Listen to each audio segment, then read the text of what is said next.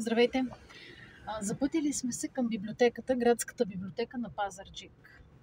Това е едно от абсурдните места за стигане с кола. Според мен има едно огромно недоразумение. Какъв е начинът на пристигане в градска библиотека Пазарджик, която е много голяма, богата? Имаме първия начин, който е през паркинга на една сравнително нова детска градина.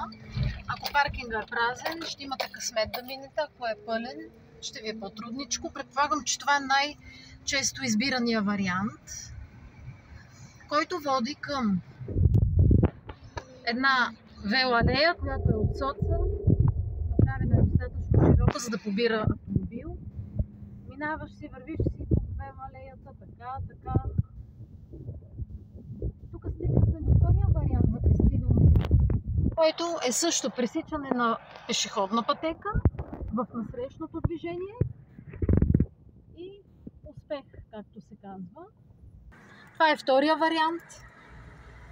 Трети, извинявайте, изпуснах бройката.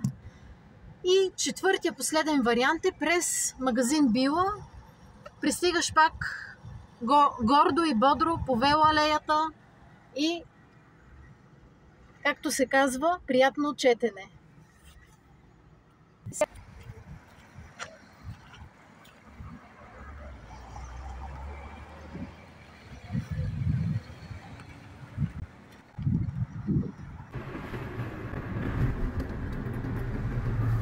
В тази държава ще се чете ли или няма да се чете?